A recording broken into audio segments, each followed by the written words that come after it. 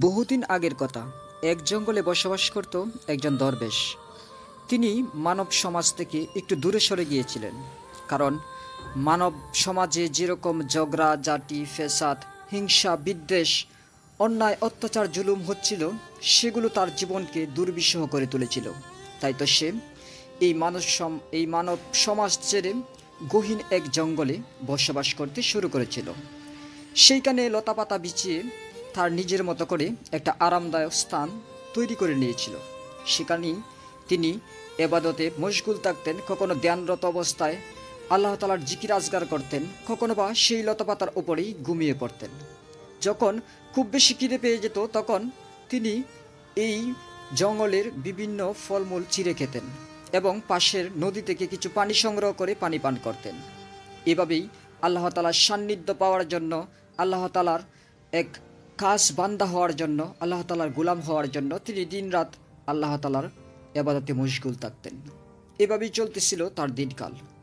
একদিন তিনি জিকির করতে করতে গভীর ধ্যানে মগ্ন অবস্থায় ছিলেন। সেই সময় তার দিকে একটা সাপ আসতেছিল।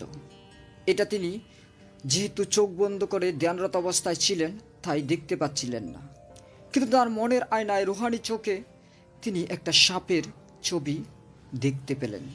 তারপরে তিনি চোখ খুলে দেখলেন যে একটা সাপ খুব দ্রুতই তার দিকে এগিয়ে আসতেছে। তিনি তার সেই দুটি চোখ দিয়ে তীব্রভাবে সেই সাপের দিকে তাকিয়ে থাকলেন। সাপের দিকে তাকিয়ে থাকার পর সেই সাপ আর এগাতে পারতেছিল না। সাপের শরীরটা যেন পুরোটাই অবশ হয়ে গেছে, তার যে চলন শক্তি ছিল সেটা যেন পুরোটাই নিষ্ক্রিয় হয়ে পড়েছে। সুতরাং সেই সাপ সেখানেই পাথরের মতো দাঁড়িয়ে থাকলো। আর সেই দরবেশ বা আল্লাহ তাআলার ওলি সেই সাপের চোখের দিকে তীব্রভাবে চেয়ে থাকলেন। অনেকটা সময় চেয়ে থাকার পর তারপর তিনি আবারও চোখ বন্ধ করলেন। সাপ এবার বুঝতে পারল এটা সাধারণ কোনো লোক না, সুতরাং এখান থেকে চলে যাবার জন্য পিছন ফিরল। এই এক মুহূর্তের ভিতরেই সেই আল্লাহ তাআলার ওলি বা দরবেশ আল্লাহ তাআলার কাছে নালিশ বা অভিযোগ জানালো অথবা অভিশাপ দিল। এই সাপটি কোনো সাধারণ সাপ ছিল না, সে ছিল একটি দুষ্ট জিন। সে অনবরত অহরহই মানুষের ক্ষতি করার জন্য ব্যস্ত থাকত। সে যেন মানব জাতির ক্ষতি করেই এক ধরনের আনন্দ বা তৃপ্তি পেত, উল্লাস করত। যেহেতু এই ব্যক্তিটি ছিল আল্লাহ তাআলার একজন খাস বান্দা বা প্রিয় ব্যক্তি, সুতরাং তার অভিশাপ বা বদদোয়া সাথে সাথে কাজে লেগে যায়। আল্লাহ তাআলা মনে মনে তখন ভাবতেছিলেন যে এই জিনটা খুবই দুষ্ট হয়ে পড়েছে, তাকে আমি তো শাস্তি দিতাম পরকালে, কেননা আমি দুনিয়ার বুকে সহজে কাউকে শাস্তি বা দিই না অথবা গজবে পতিত করি না। কিন্তু যেহেতু আমার একজন খাস বান্দা তার নামে অভিযোগ দিয়েছে, সুতরাং তাকে কিছুটা হলেও শাস্তি দুনিয়ার বুকেও দিতে হচ্ছে। তখন একদল ফেরেশতা চলে আসলো সেই জিন বা সাপের কাছে, এসে তারে পাকড়াও করলো, ধরে নিয়ে গেল একটা নদীতে।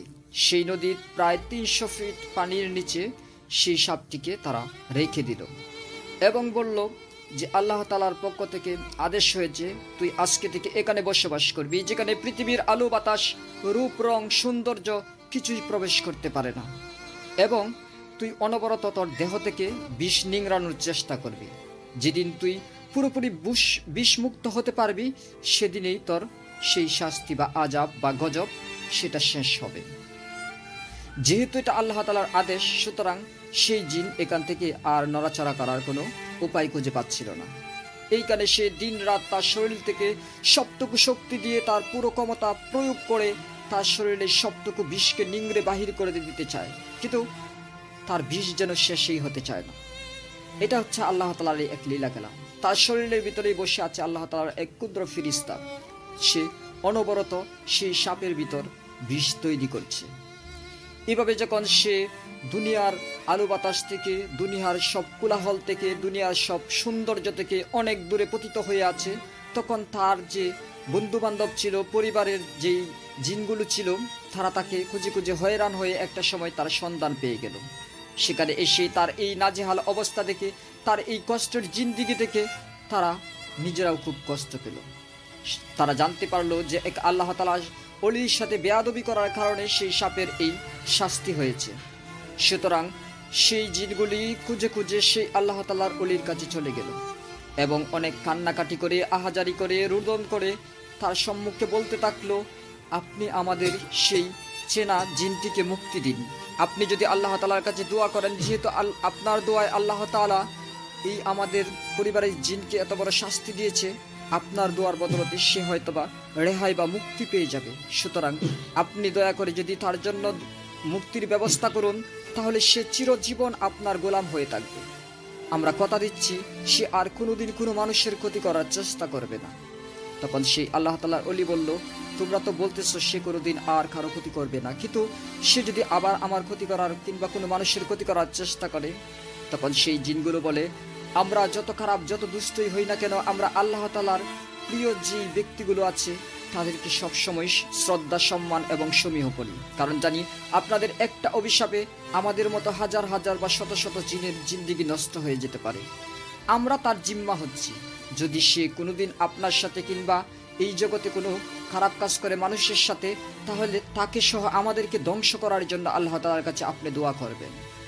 এভাবে যখন তারা কান্নাকাটি করতে থাকলো, তখন সেই আল্লাহ তাআলার ওলি আবারও আল্লাহ তাআলার দরবারে দোয়া বা ফরিয়াদ করতে থাকলো, হে প্রভু, তুমি অবশ্যই সেই জিনকে ক্ষমা করে দাও, কারণ ক্ষমা করা হচ্ছে তোমার গুণ, তোমার এটা অন্যতম একটা নামের খাতির হচ্ছে তুমি একজন ক্ষমাশীল।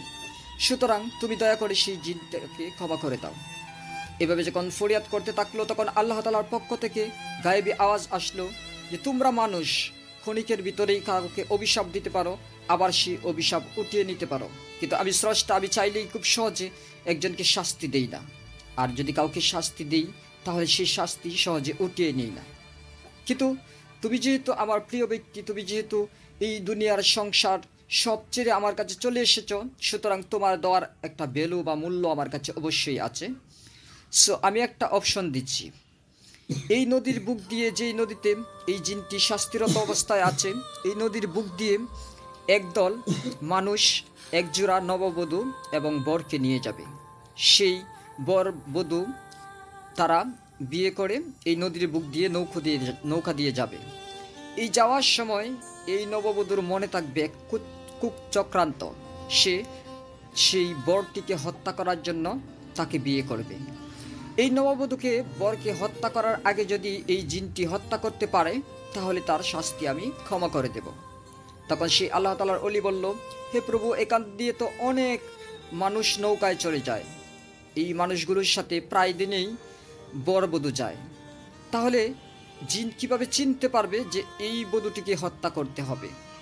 তখন আল্লাহ তাআলার পক্ষ থেকে গায়েবী আওয়াজের মাধ্যমে আবারও জানিয়ে দেওয়া হয় যে এই বধূর নাকে কোনো নাকফুল থাকবে না, সুতরাং তাকে চেনাটা তাদের জন্য খুবই সহজ হয়ে যাবে। তারপর দোয়া মোনাজাত শেষ করে সেই দরবেশ জিনদেরকে এই কথাগুলি জানিয়ে দেয়। জিনরা খুব দ্রুত ছুটে যায় সেই অভিশপ্ত জিনটির কাছে, গিয়ে তখন বলে যে এখন থেকে আমাদের ডিউটি হলো, আজ থেকে যত বরবধূর নৌকা যাবে এই নদীর বুক দিয়ে, সেই বধূর নাকফুল কোন বধূর নাকে থাকবে না তাকে খুঁজে বাহির করা, এবং তাকে তোর নিজের হাতে হত্যা করতে হবে, তাহলেই তোর এই অভিশপ্ত জীবনের শেষ হবে, অথবা তোর শাস্তির যেই মেয়াদ ছিল সেটা শেষ হয়ে যাবে।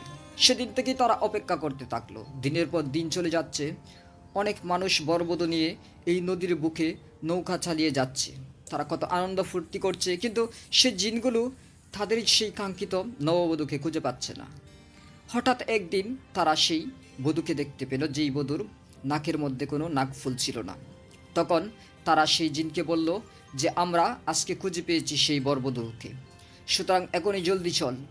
তখন সেই অভিশপ্ত জিনটি বলে, আমি তো একদম অবশ হয়ে আছি, আমি যেতে পারবো না, তোমরা আমাকে ধরে নিয়ে যাও। তারপর কয়েকটি জিন মিলে এই সাপটিকে নিয়ে পানির উপরের দিকে চলে আসে।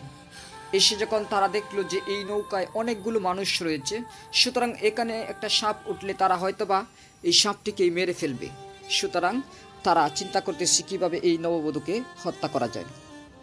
তারপর তারা সবাই একসাথে বসে পরামর্শ করলো যে এই নৌকার ভিতরে এই বধূকে চুবল মারলে বা মারার কোনো সুযোগ হয়ে হয়তোবা উঠবে না, সুতরাং এখান থেকে আমাদেরকে সেই বরের বাড়িতে চলে যেতে হবে।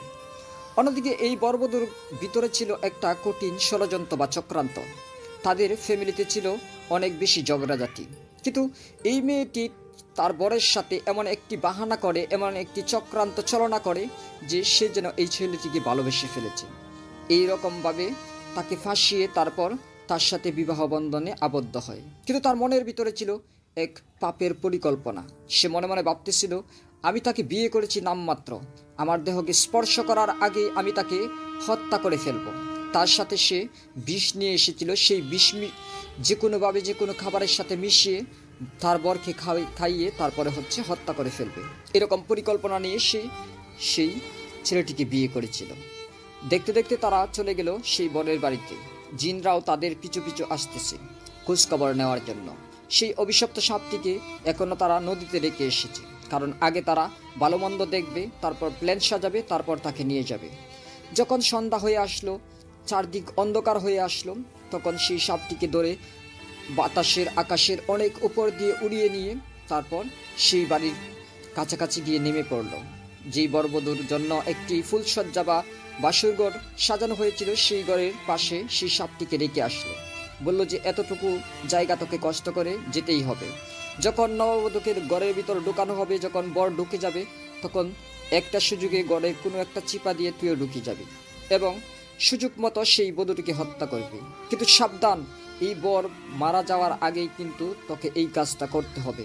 সুতরাং এই দিক থেকে কোনোভাবেই মনোযোগ হারানো যাবে না। দেখতে দেখতে রাত হয়ে আসলো। তারা দুজন ঘরের ভিতর প্রবেশ করলো। ঘরের আলোটা নিভিয়ে দেওয়া হলো। তারপর সেই নববধূ এক গ্লাস শরবত নিয়ে এসে তার বরকে বলল, আমি নিজের হাতে আপনার জন্য শরবত তৈরি করেছি, আপনি শরবতটুকু পান করে আমাকে দণ্ড করে তারপরে বিছানায় শুতে আসুন। কিন্তু সেই ছেলেটি বলল যে না, আমি তোমার ভালোবাসা পাওয়ার জন্য খাঙাল। এখন শরবত তো দূরের কথা, আমার সামনে যদি সারাবান তাহরা কিংবা কাউসারের পানি তুলে ধরা হয়, আমি সেটা পান করব না। আমি আগে তোমার সাথে পরিচিত হব, আমি আগে তোমার সাথে কথা বলবো, আমি আগে তোমার সাথে সম্পর্ক গড়ে তুলব, তারপর আমি শরবত পান করব। এরকম কথা বলে সে যখন বিছানার দিকে চলে যেতে চাইল, তখন নববধূ মনে মনে ভাবলো, আমি যদি বেশি জোরাজুরি বা পিড়াপিড়ি করি তাহলে আমার দিকে সন্দেহ করা শুরু করতে পারি, সুতরাং শরবতটা ওইখানেই থাক, কিছুক্ষণ পরে না হয় বুলিয়ে বালিয়ে তাকে আমি শরবত পান করাবো। তারপর তারা দুজন যথারীতি বিছানায় চলে গেল এবং মধুর সময় কাটাতে থাকলো। এদিকে সাপটা অপেক্ষা করতেছে। তারা যখন একটু চুপ হয়ে পড়বে, তারা যখন নাড়াচাড়া বন্ধ করে দিবে, তখন এই সময় মতে সেই নববধূর পায়ে সে চুবল মারবে। দেখতে দেখতে তারা হঠাৎ করে কিছুটা হলেও চুপ হয়ে আছে, কথা বলছে না, নাড়াচাড়া করছে না। হঠাৎ করে সেই সাপটি এসে সেই নববধূর পায়ে চুবল দিয়ে মুহূর্তের ভিতরে ঘর থেকে বেরিয়ে গেল।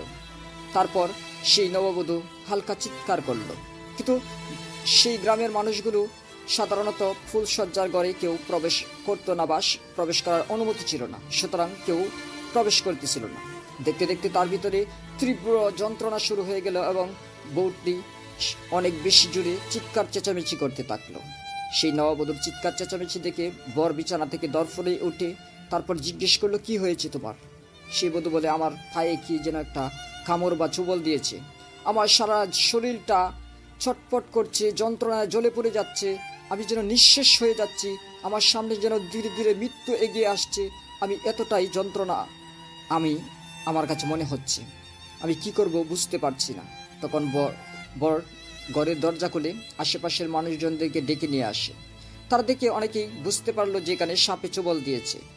তারপর যে যার মতো করে এখানে গল্প তৈরি করতে শুরু করলো। কেউ বলল যে বেহুলার বাসর ঘরে লক্ষ্মীন্দরকে সাপে কেটেছিল, এটা তো আমরা সবাই জানি। কেউ বলল যে এই বউয়ের মনে হয়তোবা কোনো পাপের পরিকল্পনা ছিল, এই কারণেই হয়তোবা আল্লাহ তাআলা ফুলসজ্জার রাতে তাকে এরকম কষ্টের ভিতরে ফেলে দিয়েছেন। কেউ বা কিছু সাপুরে খুঁজে আনতে গেল, যারা মন্ত্র দিয়ে কিংবা বিন বাজিয়ে কিংবা যে কোনোভাবে এই বিষ থেকে তাকে রক্ষা করতে পারে। কেউ বা ডাক্তারের খোঁজখবর করতে থাকলো এই নববধূকে সুস্থ করার জন্য। এভাবেই অনেকটা সময় পার হতে যেতে থাকলো, কারণ তখন গভীর রাত ছিল, তাই সহজে কাউকে পাওয়া যাচ্ছিল না। দেখতে দেখতে একটা সময় সেই নববধূ হুঁশ হারালো এবং সে মৃত্যুর কোলে ঢলে পড়ল। এইভাবেই একজন পাপিষ্টা নারীকে একজন অভিশপ্ত জিনের মাধ্যমে আল্লাহ তাআলা হত্যা করিয়ে তারপরে সেই জিনের মুক্তি দিয়েছিল বা তার শাস্তি শেষ করেছিল।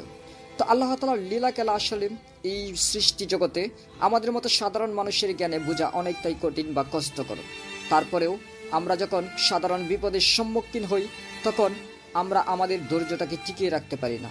অথচ বিপদে যদি আমরা ধৈর্য ধরে একটু অপেক্ষা করতে পারি তাহলে হয়তোবা আমাদের জন্য সামনে আল্লাহ তাআলা ভালো কিছুই রাখবেন বা রেখেছেন। তো ফ্রেন্ডস, আজকে এই গল্পখানি কেমন লেগেছে অবশ্যই কমেন্টস করে জানিয়ে যেতে ভুলবেন না। আর গল্পটি আমার লেখা ছিল, যদি কারো জীবনের সাথে বা কোনো গল্পের সাথে ম্যাচ করে যায় তাহলে আমি সত্যি খুবই দুঃখিত। যদি ভিডিওটি সামান্যতম ভালো লেগে থাকে তাহলে ভিডিওতে একটি লাইক দিয়ে বন্ধুবান্ধবের সাথে শেয়ার করবেন। আপনি যদি আমাদের নতুন শ্রোতা দর্শক হয়ে থাকেন তাহলে এরকম নিত্য নতুন ভিডিও সবার আগে পেতে আমাদের চ্যানেলটি সাবস্ক্রাইব করে বেল আইকন প্রেস করে রাখবেন। সকলে ভালো থাকুন, সুস্থ থাকুন, কথা হবে নেক্সট টাইম। আজকের মতো বিদায়, আল্লাহ হাফেজ।